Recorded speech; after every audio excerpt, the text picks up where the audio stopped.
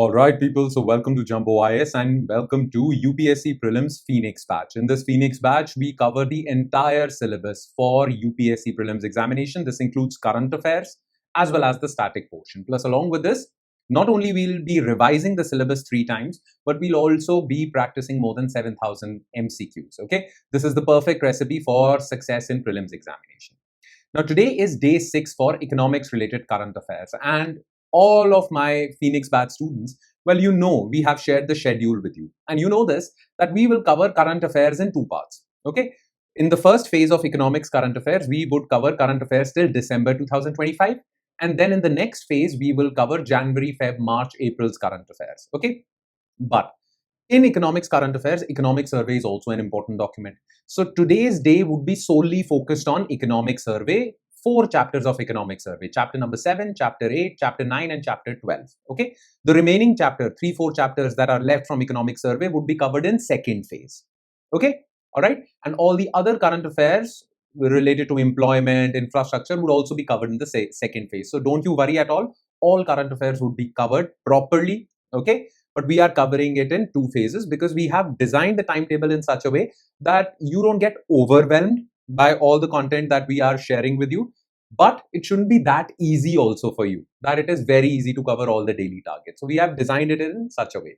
So we will cover the remaining economics current affairs which are related to January, Feb, March, April's current affairs a little later. We will revisit economics current affairs again. Okay, so in today's topics, okay, today's daily targets were a few chapters, 4 chapters from economic survey. So let's discuss all those 4 chapters through a set of MCQs. That's the format that we are following. Okay, so let's straight away dive into today's lecture. All right. So current affairs, economics, day 6, and these were your chapters. Economic survey, chapter 7, 8, 9, and 12.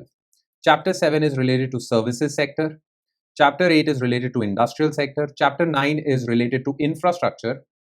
And chapter 12 is related to employment. Right?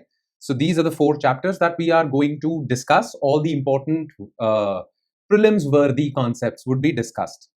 Okay? So let's start with question number 1. Okay? So question number 1. By the way, the first 10 questions would be related to services and industry, and the next 10 questions would be infrastructure and employment. So we have divided it properly. Okay, so first is services and industry. So let's start with question number 1. All right. With reference to exit without voice mechanism discussed in the economic survey regarding governance, consider the following. Unlike manufacturing, services exports exert significant pressure on state to improve physical infrastructure like ports and roads. The ability of services firms to relocate or work remotely can lead to status quo in urban governance. Manufacturing firms are more likely to lobby for reforms because they face hard budget constraints from infrastructure failure. Okay, now you see, the thing is, to understand this concept given in economic survey, and very important concept, they can create an MCQ out of it. Okay, there are 2 types of companies, 2 types of businesses, manufacturing and services. Okay, these are the businesses. Now the thing is that businesses do lobby with the government. They do put pressure on the government to improve infrastructure, right? Their businesses depend on good electricity, good roads, good water supply, good housing infrastructure. Infrastructure is very important for these businesses to flourish. Now, most of these businesses lie in urban areas, so they do put pressure on urban governance to improve. They do put pressure on governments to improve or conduct reforms in urban areas. Okay. Now, this concept was given by economic survey. It says that manufacturing companies exert more pressure than services companies. Okay, if services companies are not finding the infrastructure in a particular city adequate, they just shift. Okay, they shift to another city. But manufacturing cannot do that, or they generally don't do that. Services sector, because it is easier for them to relocate, that is why they don't put that much pressure on the government, whereas manufacturing sector does, because a lot is at stake. Right? This is what is known as exit without a voice. The services sector, they exit that area without raising their voice. Okay. So unlike manufacturing, services exports exert significant pressure. No, it's the opposite. Okay. Ability of services firms to relocate or work remotely, work from home, can lead to status quo. That is why they don't lobby that much, because they can easily work from home. They don't need good roads. They can ask all their employees to work from home. Okay, so this is the reason why they exit without a voice. But manufacturing firms are more likely to lobby for reforms because they face hard budget constraints. If there is not, I mean, if the electricity is not proper, adequate, the factory does not run efficiently. That is why they need 24/7 good electricity, good water supply, all these things, right? They need good roads also because they get raw material from other areas. So this is also correct. The correct answer would be 2 and 3. But remember this term, exit without a voice. Okay, economic survey, the advantage of economic survey is that it throws around new concepts, new terms. You need to remember those terms because a question can be asked, right? Okay, next. Question number 2.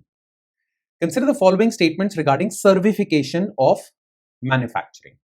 It refers to increasing trend where services like R&D, software and logistics account for a significant portion of manufactured products value. In India, domestic services currently account for nearly 40% of the value of manufacturing exports. The software on wheels concept in automotive industry is a primary example of this trend. Okay.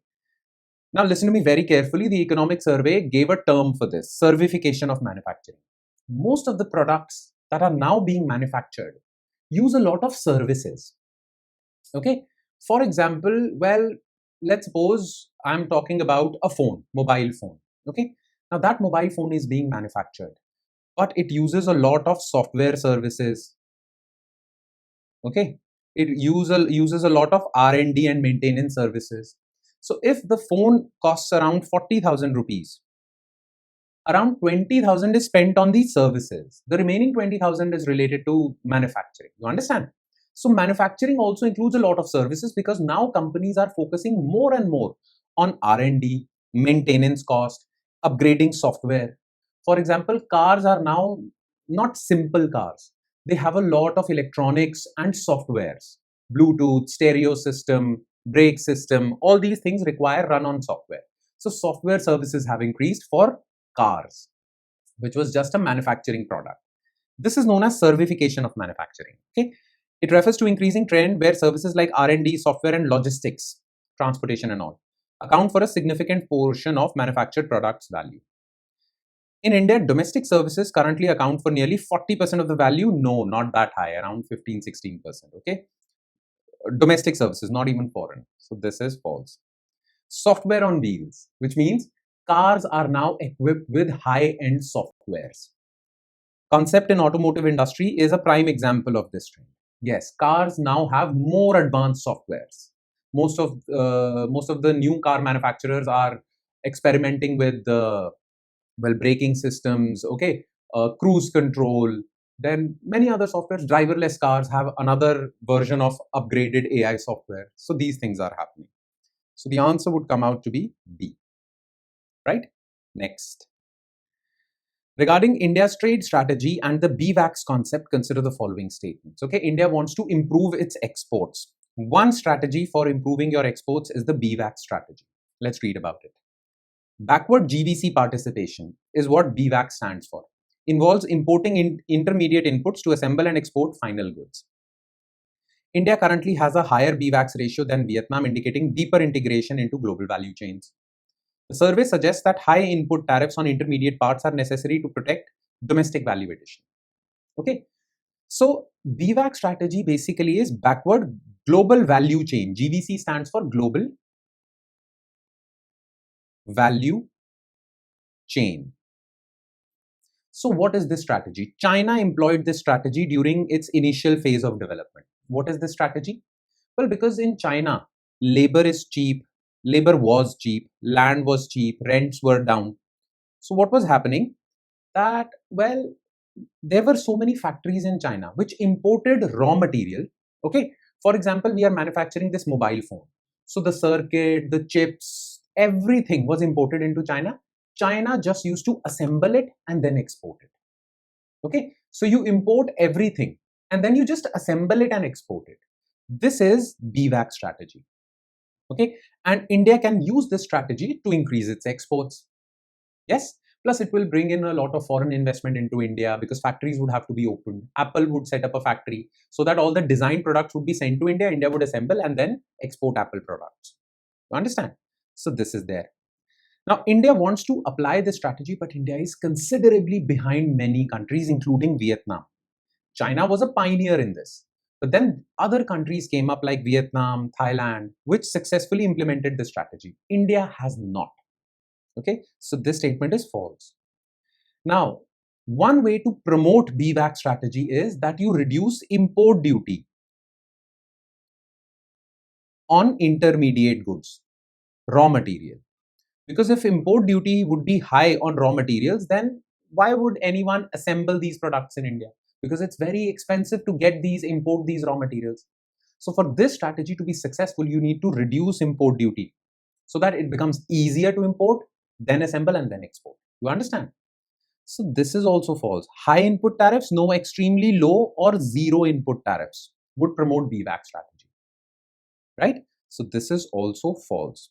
So the answer would come out to be A, right? Next.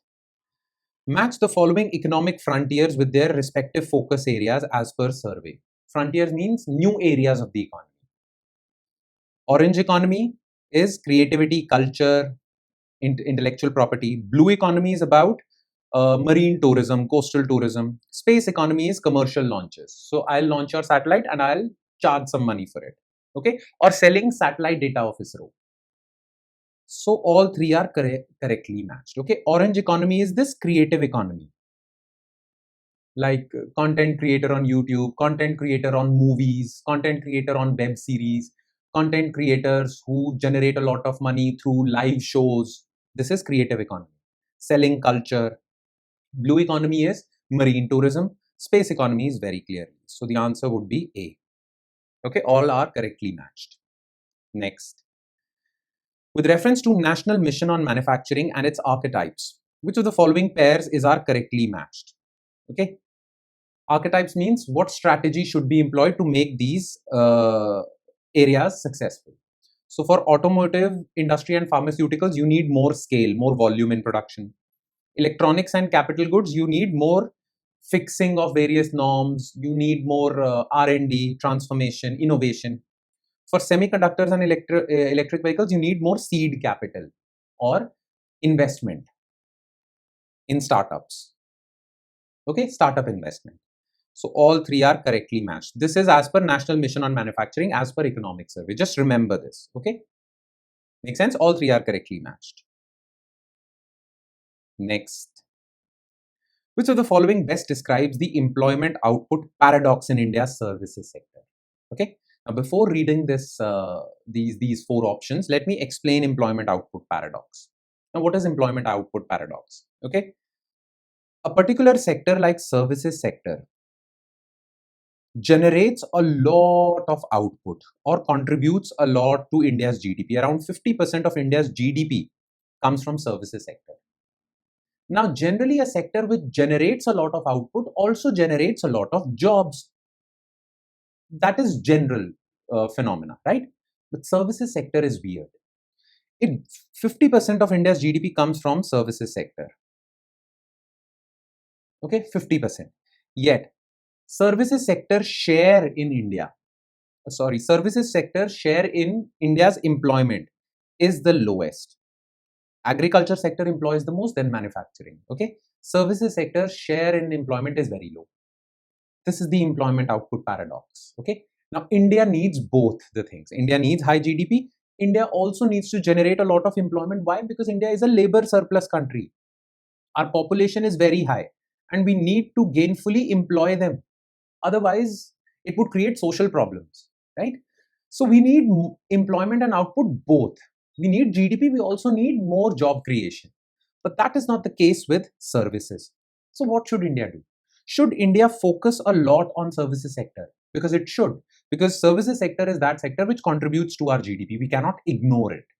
Okay, it contributes the maximum to our GDP. We cannot ignore it. But if we focus too much on services sector and ignore agriculture and manufacturing, well, job creation gets sacrificed. So what should we do? This is the paradox, right?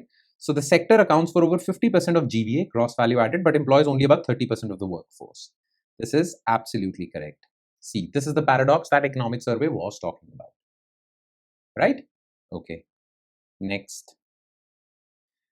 Consider the following statements about India's research and development landscape. India's gross expenditure on R&D, GERD, remember this term, as a percentage of GDP is less than 1%. Okay. Private sector contributes more than 75% of the total R&D expenditure in India. The RDI fund, Research Development and Innovation Fund, is a 1 lakh crore initiative designed to catalyze private investment in deep technologies, AI, IoT, many others. Okay, biotechnology. Now, the reason why India lags behind in innovation is because of two things. Okay, basically, people have found out why India lags behind in innovation, and this theory, or the reasons, this investigation into the reasons behind lagging behind in innovation basically was done by comparing India with USA. Okay, now if we talk about USA and India, USA is a highly innovative country. Okay, new innovative products, iPhones, new innovative startups come from USA.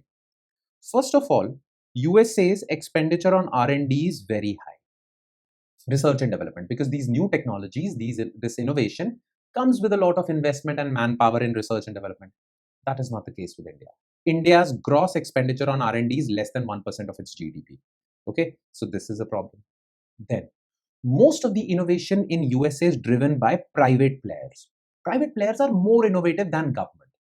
But in India, most of the investment in R&D is done by government labs, government institutes. Private sector in India just uses existing technologies, makes products, and then sell them. Okay, but in USA, private sector contributes a lot, invests a lot in R&D. Okay, that is not the case in India. And private sector is better at innovation than government. Yes, so this part is correct. Private sector contributes more than 75%, no less than even 50%, around 40% on total R&D expenditure in India. This is false. And this is the reason why India lags behind in innovation. Now, private sector is not ready to invest that much. So what the government is doing is, government came out with an initiative called Research Development and Innovation Fund, 1 lakh crore in this. This fund will be utilized to fund universities, private companies, private startups who work in deep technologies. They will fund them so that innovation is done by them, academicians, private companies. The monetary support will be provided by the government so as to improve India's innovation landscape. So this is correct. Okay, so the answer would come out to be C, right? Next.